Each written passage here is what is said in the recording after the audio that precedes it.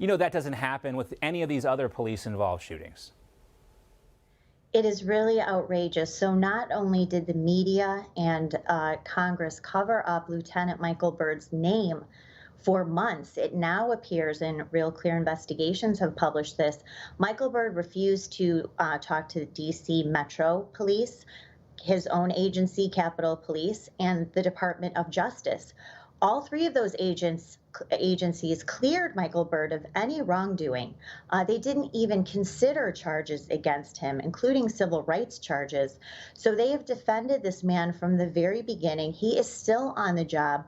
We have a woman who posed no threat. He did not offer any warning to her. In fact, there were 3 police officers in front of her who stepped out of the way.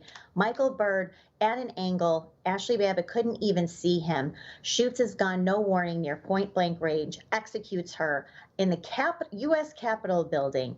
And this guy's still on the job, no criminal charges, and refused to talk with investigators yet. He is heralded as a hero by the media and Democratic Party and some Republicans as well. Yeah, can do those primetime interviews, but has no time for the actual official interview with investigators on this.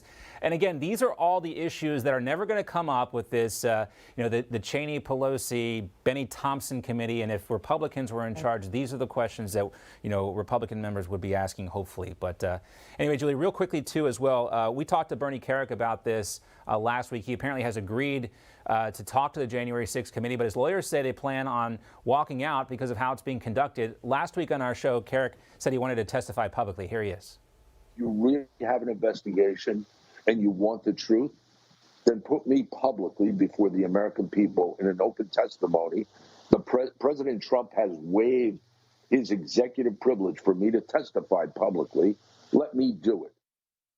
You know, they don't want to have him testify publicly, Julie, because other people who I talked to who testified in Crossfire Hurricane, they want to be put in that sweatbox, and they want to get you to, to lie under oath or trap you in some sort of rhetorical problem so they can, use that as leverage. And why would they not want to hear this testimony publicly? What are they trying to hide?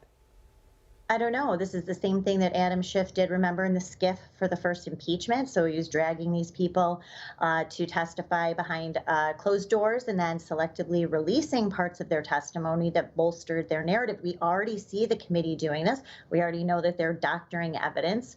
And so why can't we see Bernie Kerik?